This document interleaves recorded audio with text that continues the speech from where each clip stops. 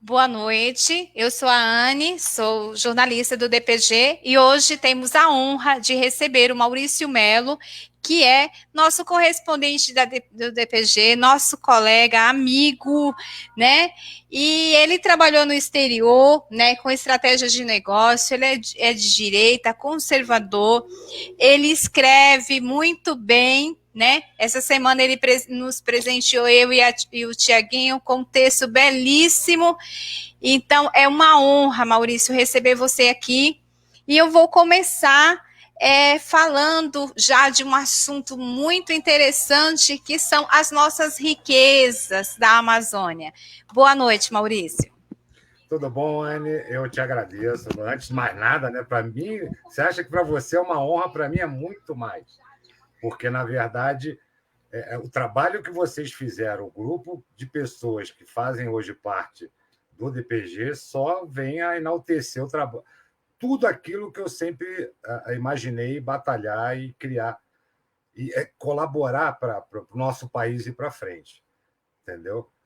Com relação à Amazônia, como você bem disse, o que acontece é que eu tive uma experiência, quando houve o momento das eleições, eu tive uma experiência com o mercado, um contato mais direto com o mercado de pedras preciosas, porque, como você bem sabe, na verdade, eu vim trazendo um projeto, quando o Bolsonaro ganhou as eleições, antes mesmo de ele tomar posse, eu trouxe um projeto maravilhoso, que eu não quero nem entrar em detalhes aqui no momento, mas eu tive como um sócio, um investidor, um minerador, entendeu? Com todas aquelas promessas de campanha do Bolsonaro, com a intenção de exatamente correr atrás de grafeno, de todas as riquezas do nosso subsolo, território nacional, eu tive essa oportunidade. Então, eu tinha um investidor, que era, por acaso, um minerador, e eu fui, então, buscar todas as informações necessárias, porque essa não era a minha área, para poder abordar e ver quais são as opções que haviam no Brasil, utilizando pedras preciosas como garantia para a tomada de um empréstimo, para qualquer operação financeira normal. E aí eu tive uma surpresa, quer dizer, você vê, é o que a gente conversa aqui dentro dos nossos bastidores, mas você vê o tipo de dificuldade na qual o Bolsonaro encontrou o nosso país. Né? Não é nem questão ao Bolsonaro, mas o presidente da República encontrou um país não somente totalmente tomado ideologicamente, como os processos todos travados. Porque, por exemplo, a coisa mais natural do mundo é se você é detentor de pedras ou metais preciosos, você chega a uma instituição financeira e oferece ela como colateral para a tomada de um empréstimo ou para uma monetização, ou seja, ela para qualquer tipo de operação financeira que necessite de garantias. Você entendeu? Então você quer. Só um momento. Então você quer dizer que você tinha um projeto e você tinha um sócio, só para que a gente possa entender, e Isso. as pessoas que estão nos acompanhando Eu tenho, eu, entender. eu tenho esse projeto e eu tinha, à época em que o Bolsonaro ganhou as eleições e que a gente já sabia que havia uma grande mudança no governo, até devido às pautas do Bolsonaro, às promessas de campanha dele, a perspectiva era maravilhosa. Então, eu trouxe esse projeto e tive a felicidade de ter uma pessoa que manifestou a intenção de ser o meu sócio nesse projeto. Ele entraria com a parte das garantias para a tomada de um empréstimo e a gente entraria com trabalho, know-how e tudo mais. Quer dizer, é um empreendedorismo, você Certo, entendeu? então esse projeto, a gente vai falar desse projeto para frente, porque eu fiquei curiosa, eu tenho certeza que quem está nos assistindo deve também ter ficado curiosa. Então, assim, então esse teu sócio pegou essas pedras preciosas e diz aqui, tá aqui, Maurício, e isso aqui Isso. você vai transformar em dinheiro e vai investir nesse projeto que eu acredito nessa tua ideia, que é boa para transformar o Brasil. É isso, Sim, basicamente isso. isso. É Aí você exatamente isso. pegou essas pedras preciosas e foi para as instituições financeiras, acreditando que seria algo normal, porque está dentro da legislação que a gente pode, porque é um bem, se tem procedência, por que não aceitar? Bom, você chegando lá até a instituição financeira, o que aconteceu? Então, eu antes até de partir para a questionar as instituições financeiras em atividade em todo o território nacional, eu tive a preocupação, obviamente, por não ser a minha área de mineração, eu nunca tinha lidado com pedras preciosas atuando como o meu meio de trabalho, mas, obviamente, eu tive a oportunidade, a grata oportunidade de, no exterior, ter contato com mercados fortíssimos, como a Inglaterra, como a Antuérpia, como o próprio Israel, cujo mercado de pedras preciosas, as pedras e metais preciosos, são usados para garantir a estabilidade financeira, inclusive desses países. Você entendeu? Então, o que acontece? Eu, antes mesmo de partir para o mercado, para os bancos, para as instituições financeiras, eu fui questionar, eu fui apresentar toda a documentação que me foi dada junto ao Ministério de Minas e Energia. Que, para você ter uma ideia, na época em que eu fui questionar a veracidade, a validade da qualidade das garantias que esse sócio estava me dando para eu poder tomar um empréstimo, eu verifiquei junto ao antigo DNPM, que agora juntou ao ANM. DNPM, para quem não sabe, é Departamento Nacional de Produção Mineral. A ANM é a Agência Nacional de Mineração, que agregou o DNPM, e todos eles estão sob a hierarquia, obviamente, do controle do Ministério de Minas e Energia. Então, eu tive a grata satisfação de poder ter a confirmação da qualidade das pedras, da qualidade do perito que realizou a avaliação junto ao lote que eu tinha disponível.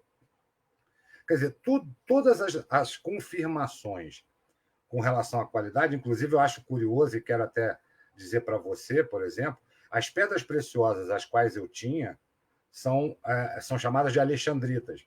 Eu não tinha nem noção, mas a informação, inclusive, que foi um período educacional na minha vida, mas a informação que eu tive da própria Agência Nacional de Mineração é que a alexandrita ela é mais valiosa do que o próprio diamante, frente ao mercado internacional. Entendeu? Então, eu estava praticamente nas nuvens, vamos colocar dessa forma. E aí, então, você tinha algo na mão mais precioso que um diamante, que é essa pedra chamada alexandrita. Agora vai a minha próxima pergunta. Essa pedra, ela é encontrada no nosso solo brasileiro? Sim, a nível de importância dos maiores proprietários dessa riqueza de subsolo, são 5 países no mundo. Eu sei que o número 1 é a Rússia, o segundo maior, com maior qualidade de alexandrita, é o Brasil, o terceiro é a Índia, depois, se eu não me engano, Singapura, e o quinto eu não me recordo no momento. Mas o Brasil, frente à qualidade da propriedade dessas pedras, só existem praticamente em 5 países do mundo. E o Brasil, considerado no mercado internacional, é o que detém a segunda melhor qualidade das pedras e quantidade dessa riqueza no nosso subsolo. Entendeu? Isso tudo foi uma aula, eu estou repassando para vocês, uma aula que eu tive do próprio Ministério de Minas e Energia, quando ele foi trocando. Eu fiquei 1 ano e meio trocando essas informações, quer dizer, entre 8 e 9 meses, quando eu obtive a confirmação da qualidade das pedras, porque tinha burocracia, a gente tinha o governo transitando a mudança de governo, até estabilizar a nomeação de ministérios e tudo mais. Entendeu? Então, quando eu obtive isso, que eu parti para o mercado financeiro, foi aí que eu tive a infeliz surpresa que a gente estava conversando aqui em off com relação às práticas de mercado no Brasil. Que hoje elas estão paradas, obviamente, porque ela não é uma prioridade, não significa que ela não seja importância. As pessoas pensam, por exemplo, que a presidência, ou que o governo não está atendendo, não está prestando atenção no que está sendo feito com grafeno e todas os outros minerais, ferro, minério de ferro, tudo que é extraído do subsolo está tendo, obviamente, uma atenção de suma importância dentro do governo. Isso eu tive como brasileiro comum, né?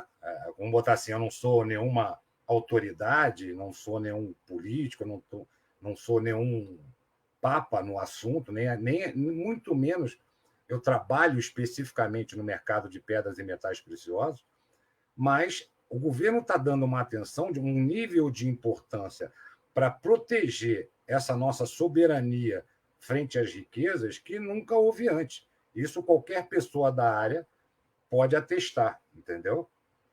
Então, agora só fugindo um pouco da pauta, porque eu gosto muito, né? Vamos futucar um pouco mais. A gente percebe que alguns países se preocupam muito com a Amazônia. E a gente percebe que existe uma grande quantidade de ONGs que ficavam lá, né? Dizendo que vai cuidar dos índios, que na verdade não cuida, né? Eu sou bisneta de índio, né?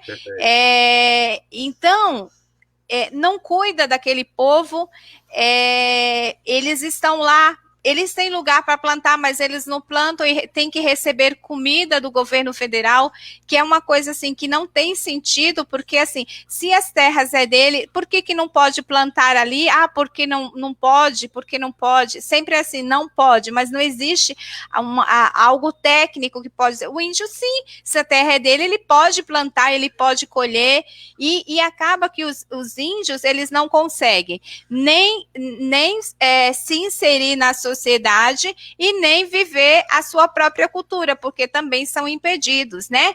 E as ONGs, elas têm um interesse muito grande, percebe-se que, principalmente na época que começaram a tocar fogo realmente na Amazônia, porque depois foi descoberto lá que existia um grupo que tacava fogo na Amazônia e depois vendia as fotos. Isso tudo que eu estou falando é noticiado pela grande mídia, a gente não está inventando a roda.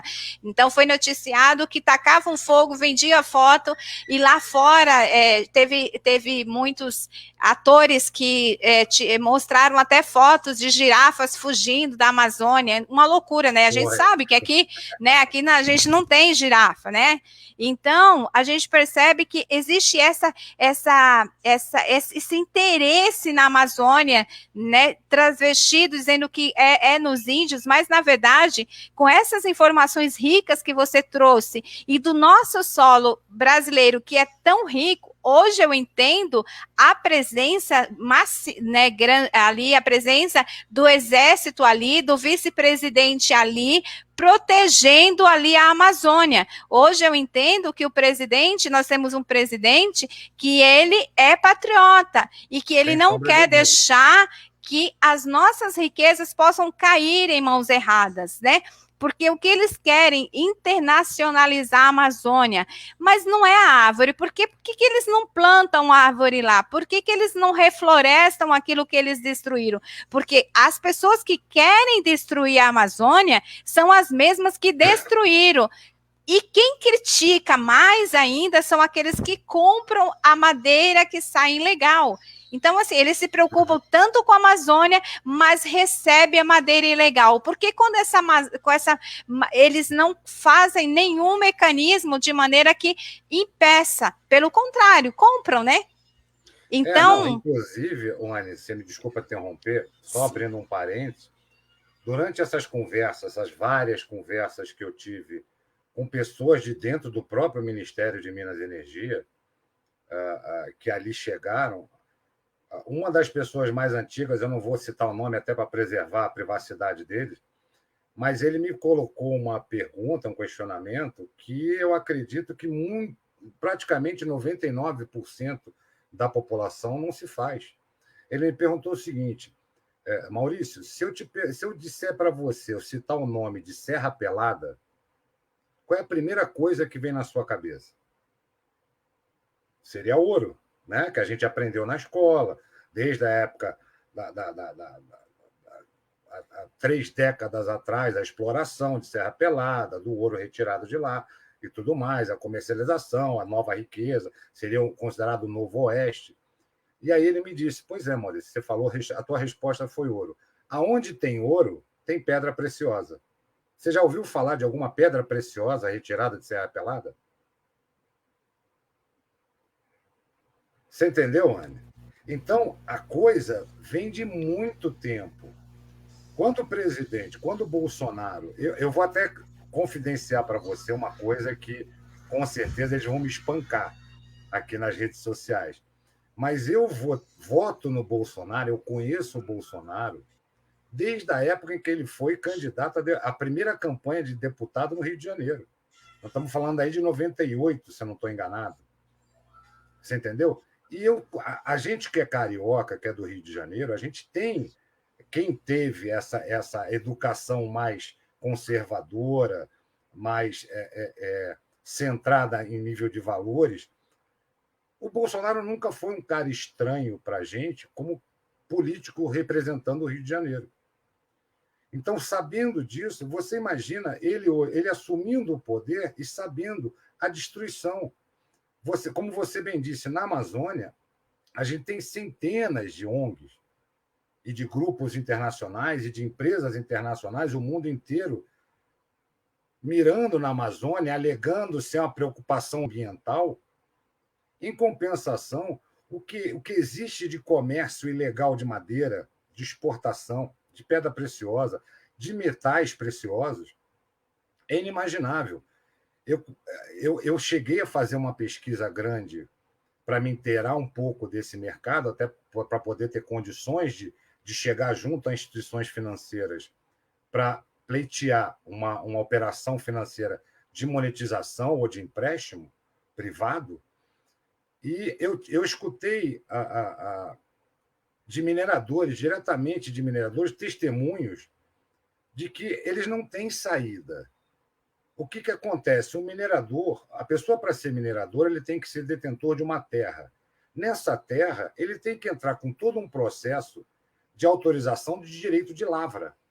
O que seria essa autorização de direito de lavra? É uma autorização governamental, depois de ultrapassado todos os processos, de que você, como proprietário dessa terra, você tem o direito de investir e prospectar no subsolo da sua terra a tentativa de obter a extração de riquezas, seja em forma de metais ou de pedras preciosas.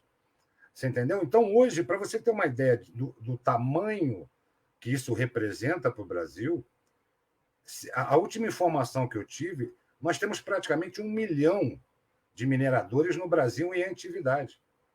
Não necessariamente ilegal. A grande maioria deles tem a autorização do direito de prospecção, que seria chamado de direito de lavra.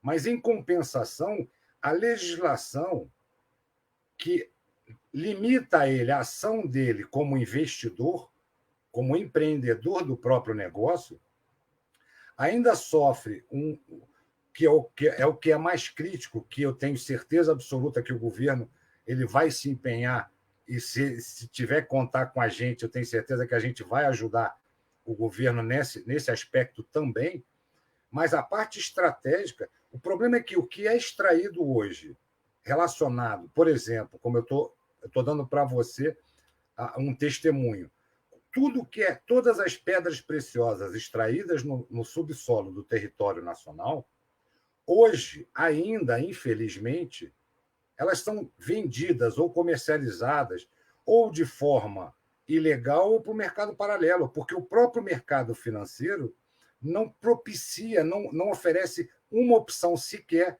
para que eles consigam se capitalizar, transformar o que ele extrai de riqueza em um centavo de real.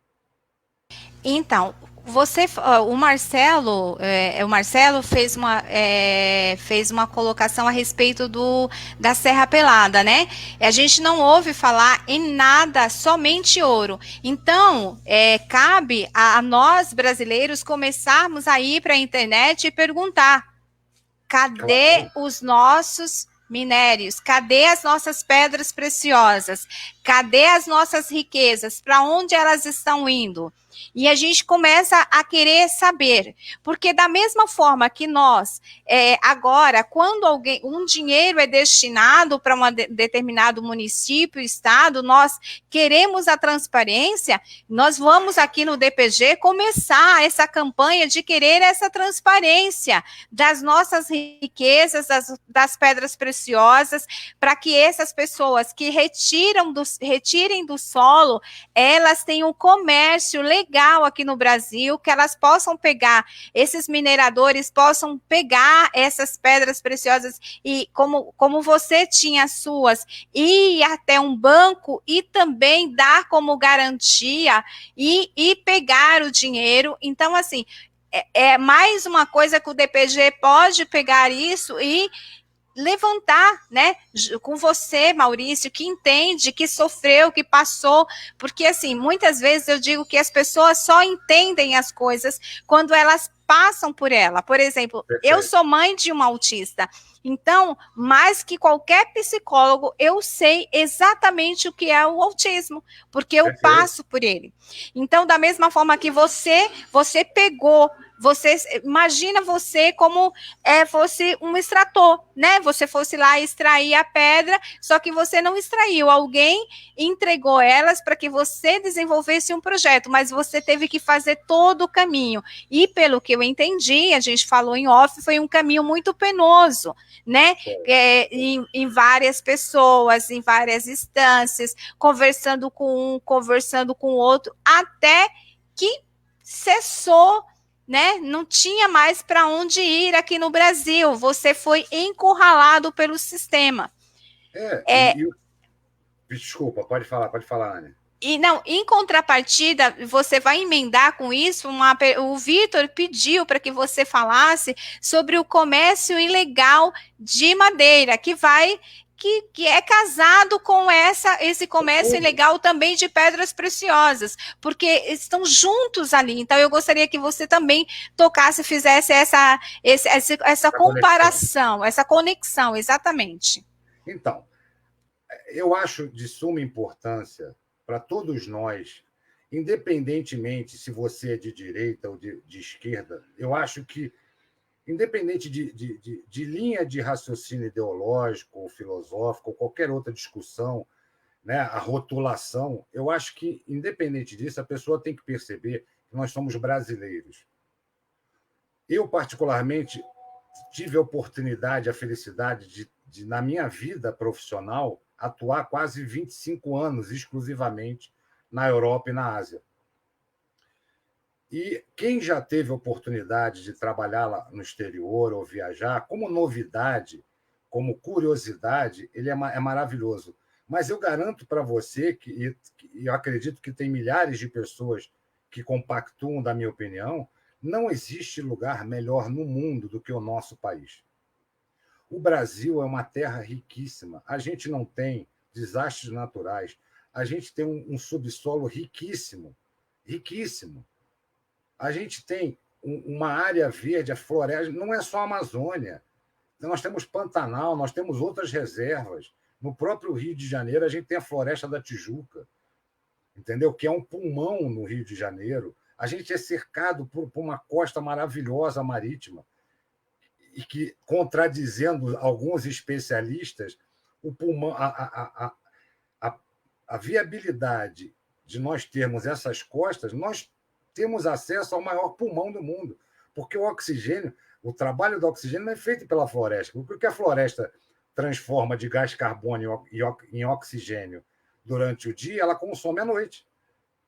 Você entendeu? Então, os mares, os rios, a nossa bacia hidrográfica é que realmente é o pulmão do mundo. E nós temos o acesso, nós somos cercados por ela.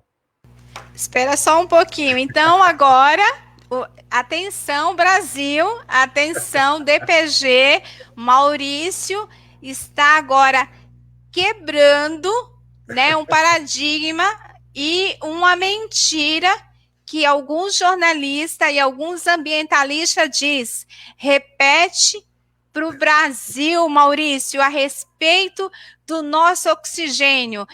Tira essa fake news a Mas não é respeito nosso dos oxigênio, mares e é o da oxigênio. floresta. Repete para o Brasil ouvir. Não se Vamos trata cortar essa parte. não se trata do nosso oxigênio, mas é o oxigênio do mundo. O maior percentual de renovação no ar de oxigênio é feita pelos oceanos, pelos rios e oceanos, e não são as florestas, porque a própria Amazônia, no processo biológico em que ela transforma, ela capta o gás carbônico. Isso a gente estudou na época de garoto. É porque, graças a Deus, eu prestava atenção nas aulas. Você entendeu? Então, o que as árvores retiram de gás carbônico e transformam em oxigênio na fotossíntese, ao mesmo tempo, no período noturno, ela retira o oxigênio para poder sobreviver e libera o gás carbônico. Quer dizer, é uma reciclagem contínua. Qualquer é o que a gente cansa de ver. E eu, você e toda a família DPG, na verdade, e acredito que 100% das pessoas que, mesmo não gostando de rótulos, são conservadoras, é porque nós, conservadores, prestamos atenção na aula da escola. A diferença é essa. A gente não ia para a escola para ficar em grupinho ou no corredor ou no pátio matando aula para fumar, entendeu? Ou para beber, ou para matar a aula. A gente ia para a escola para poder aprender, porque a gente foi ensinado, a nossa educação de dentro de casa, que são esses valores que nós trazemos para hoje, né? Para a nossa vida inteira, nós trazemos todos esses valores que foi repassado pelos nossos pais e, olha, é importante você estudar, é importante você não ouvir uma fonte apenas. Se alguém está dizendo para você, olha, o céu é amarelo, meu Deus, se você sair na rua e olhar para o céu, ele pode estar azul, pode estar cinza, se estiver nublado, mas amarelo ele não é. Se você não tiver a capacidade de chegar a uma conclusão, a desenvolver o seu próprio raciocínio lógico, você não consegue chegar a um conceito. Sabe, Wani, até agora eu vou abordar a madeira. Vitor, não esqueci de você, não, querido. E agradeço a pergunta, a colocação do Marcelo. O que acontece? Duas coisas importantes que eu acho fundamental a gente poder comentar aqui para todo mundo que está nos assistindo é o seguinte: primeiro, sem entrar nessa pauta da pandemia, gente, percebam uma coisa: pandemia, no dicionário da língua portuguesa, quer dizer que é uma virose ou uma doença que se espalhou em vários países. Isso é uma pandemia. Epidemia, o sentido de epidemia é que a mídia e toda essa turma da lacração está querendo trazer o significado da epidemia comentando como se fosse o mesmo da pandemia. Não são duas coisas iguais, elas são completamente distintas. A pandemia, ela existe. Agora, a epidemia, se você vê a quantidade, infelizmente, de mortos no Brasil frente à população brasileira, como é que algo significando 0% pode ser considerado crítico? A gente nunca teve mortes por doença, mortes por o influenza, a gente nunca teve mortes por homicídios, por agressão, por crimes. Quer dizer, não se toca durante o período de um ano, se as pessoas pararem e assistir e reparar em quem está passando a notícia a você, você consegue, se você tiver um mínimo de curiosidade para aquela palavrinha que você não conhece, não entende, se você procurar no dicionário da língua portuguesa, enquanto eles não destroem, né? Porque a gente teve que aceitar engolir goela abaixo um presidenta sendo inserido na língua portuguesa, que não tem coerência nenhuma, mas se você for procurar o significado das palavras, talvez você, por conta própria, chegue a essa conclusão. É a mesma coisa. Nós somos um país, voltando agora ao assunto, nós somos um país riquíssimo. A quantidade de madeira extraída legalmente é imensa. Agora, ilegalmente, também é. Por quê? não, não vou citar nomes, até porque eu não tenho esses detalhes de informação e não cometeria esse pecado de apontar o dedo para alguém.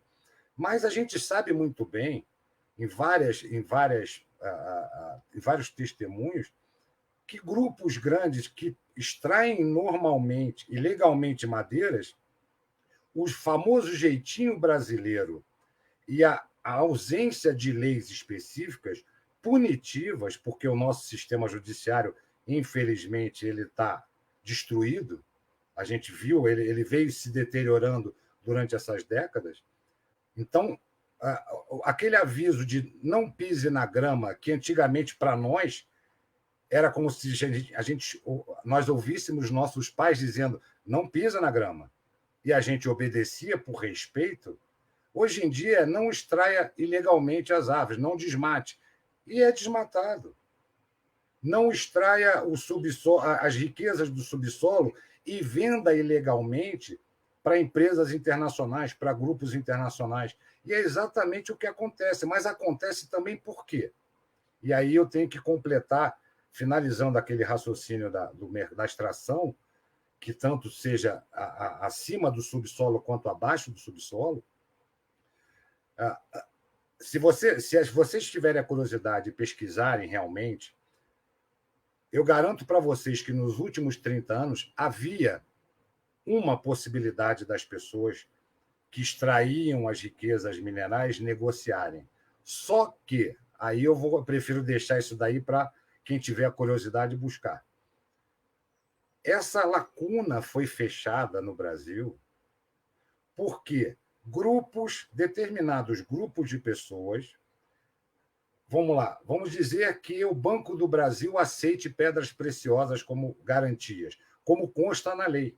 E eu cito aqui até o artigo, o Código de Processo Civil, artigo 835, inciso 11.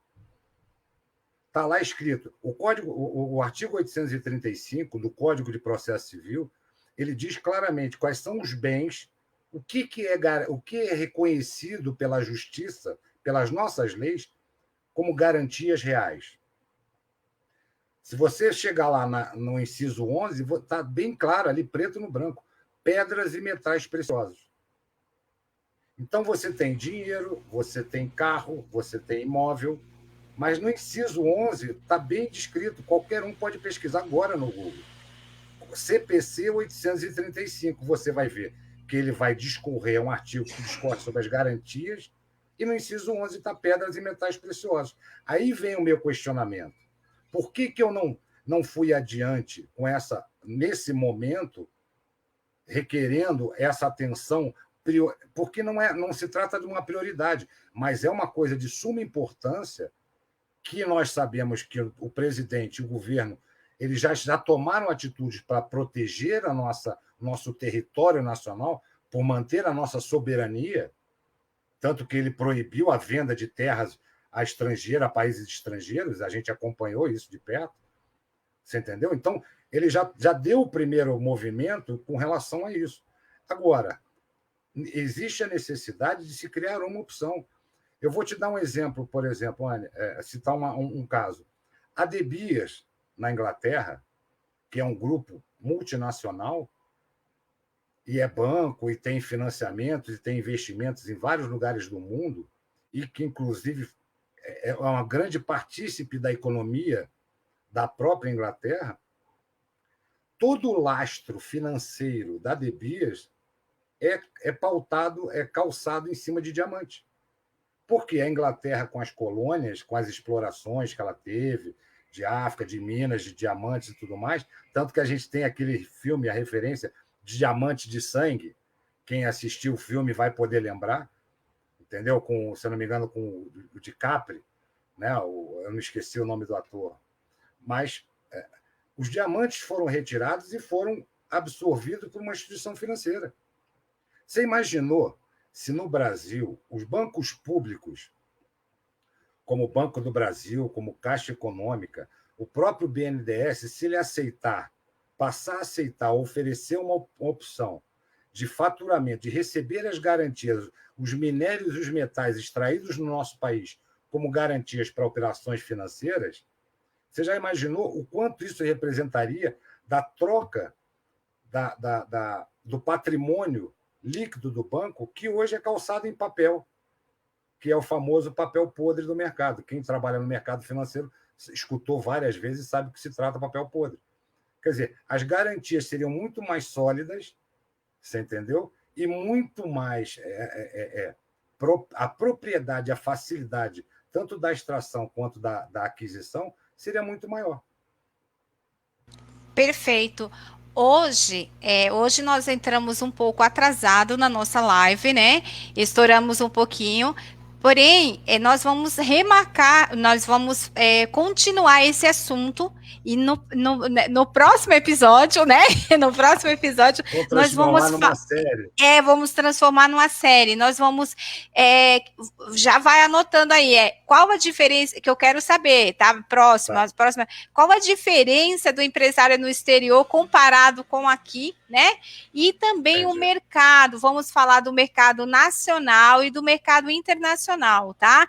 Porque perfeito. É algo que é um assunto que vai dar mais 1 hora aí de live, né? Muita gente se programou aí para ver a gente durante 1 hora, então a gente, em respeito a essas pessoas que estão, né, e que tentando aguardar aí e precisam até sair, então a gente vai encerrar a nossa live por aqui. Eu vou pedir para que você faça suas considerações finais, mas sabendo que você vai voltar para você falar de mercado nacional e internacional, até porque você tem essa vivência do exterior, você conheceu, você trabalhou, você conhecer os meandros, né?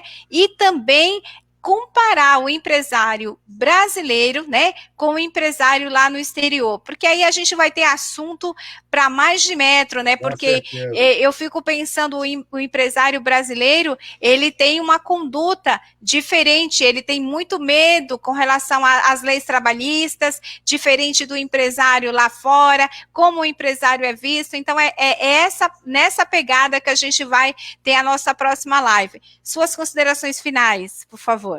Querida, eu só tenho a agradecer, sinceramente, o carinho que eu fui recebido na família DPG, agradecer a abordagem desses tópicos, que eu acho que é muito importante a gente discutir como a gente apresenta um conteúdo político, debatendo esse cotidiano político e a consequência das atitudes que vêm sendo tomadas pelo governo, porque, por incrível que pareça, se as pessoas buscarem um pouquinho mais de informação, elas vão ver que a consequência das atitudes que estão sendo tomadas até agora pelo governo, elas estão provocando benefícios imensos, contrário ao que a mídia vem divulgando. A grande mídia, entendeu? Ela tem esse, que é exatamente o nosso trabalho, que é combater essas fake news, porque quem faz fake news não somos nós que estamos nas redes sociais.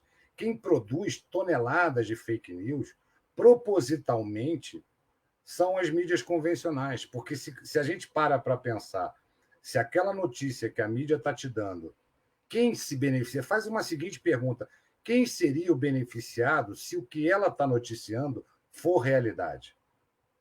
Quem é o beneficiado e quem é o prejudicado? Que é, inclusive, nossos amigos falaram, antes da gente começar, qualquer coisa que você pense em ter uma reação, espera 24 horas, espera um diazinho. Digere, pesquisa, se informa, vai procurar quem está apresentando o contraponto e chega à sua própria conclusão. Querida, eu, sinceramente, só tenho a agradecer, sabe? Estou à disposição de vocês a hora que vocês quiserem e vamos fazer uma série abordando essa perspectiva de mercado, vocês tendo, eu estou totalmente à disposição de vocês. Muito obrigado, Maurício. Muito obrigado a todos que nos acompanharam. Eu sou Anne Souza, sou jornalista do DPG. É um jornal diferente em busca da verdade. Então, se você viu lá na mídia tradicional, vem aqui no DPG que você vai ler a verdade, com colunistas e com comentaristas, né? E com pessoas como o Maurício, que tem conhecimento. Nós temos o Rui Pratini, Vitor Von Serran, e ontem nós fizemos 2 anos, né? Nós completamos É 2 verdade. anos, começamos a Parabéns para nós, né? Para vocês, principalmente. exatamente, com muita luta, com muita garra, com muita determinação e com uma vontade imensa de transformar esse Brasil. Meu muito obrigado a todas as pessoas que nos acompanharam nessa live e que vão continuar conosco. Maurício, boa noite. Deus abençoe você grandemente. Para todos nós, um beijo para todos. Deus abençoe. E vamos junto continuar trabalhando para esse Brasil ser cada vez melhor para nós e deixar de ser melhor para os outros, né? Boa noite. Como era. Tchau, tchau, gente. Boa noite. Obrigado. Tchau.